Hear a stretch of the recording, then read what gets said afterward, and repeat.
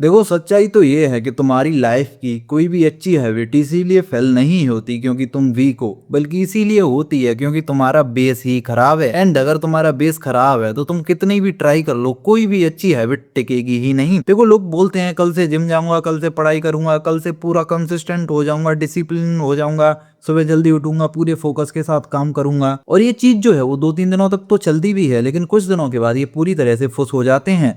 ऐसा इसीलिए होता है क्योंकि वो अच्छी हैबिट्स को गलत जगह से स्टार्ट कर रहे होते हैं, जिसको कहा जाता है बेस। उनका बेस ही खराब है। And in this video we will clear everything about that what is your base and ये किस तरह खराब है एंड आप इसको किस तरीके से फिक्स कर सकते हो। तो चलो शुरू करते हैं। सबसे पहले समझते हैं कि आखिर बेस लाइन होती क्या है। देखो सेल्फ इंप्रूवमेंट्स की वीडियोस देखने के बाद तुम डायरेक्ट अच्छी हैबिट्स को अपनी लाइफ में अप्लाई करने का ट्राई करते हो। तुम ये देखते ही नहीं कि तुम्हारी करंट लाइफ का लेवल क्या है, तुम्हारी करंट जिंदगी जो है वो किस तरीके से चल रही है। तुम्हारी वर्तमान जिंदगी को ही बेस लाइन कहा जाता है। एंड जब तक बेस लाइन ही स्टेबल नहीं होती, हैबिट्स जो होती हैं वो तुम्हारी लाइफ को चेंज करने की जगह पे तुम्हारे ऊपर एज अ प्रेशर वर्क करती हैं। देखो बेस लाइन जो होती है वो तुम्हारी लाइफ का डिफॉल्ट लेवल होता है। मतलब नॉर्मली तुम कितने बजे उठते हो, कितने घंटे फोन चलाते हो, तुम्हारा दिन कैसा निकलता है, तुम्हारा दिमाग कितना डिस्ट्रैक्टेड रहता है, एनर्जी लेवल क्या होते हैं नॉर्मली तुम्हारे जीवन में, इन्हीं को तुम्हारी जीवन की बेसलाइन माना जाता है। अब देखो अगर मैं एग्जांपल से समझाऊं तो ऐसे समझो कि मान के चलो कोई एक बंदा है जो मतलब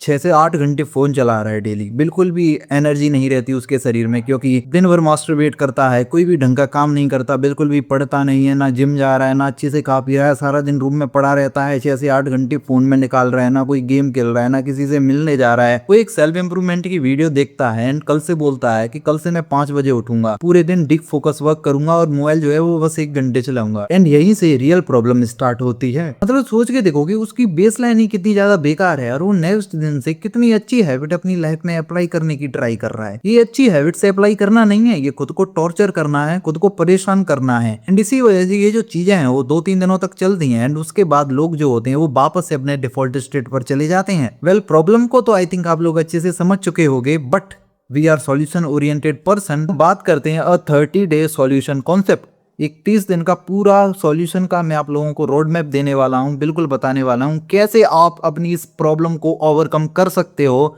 एंड कैसे अपनी बेस लाइन को अच्छी कर सकते हो। देखो ये जो अगले 30 दिन होने वाले हैं उसमें तुम्हें अपनी लाइफ में कोई भी नई हैबिट ऐड करनी ही नहीं है।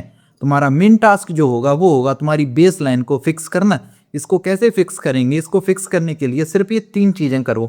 पहला जो है वो तुम अपने फोन टाइम को मिनिमम करो, मतलब कि 8 घंटे चला रहे हो, धीरे धीरे करके उसको 1 महीने के एंड तक 1 से 2 घंटे तक लेकर के आओ। एंड दूसरी जो चीज़ है वो है तुम्हारी स्लीप टाइम को फिक्स करना। मतलब कि तुम कितने बजे सोते हो, कितने घंटे सोते हो, इसे फिक्स कर लो।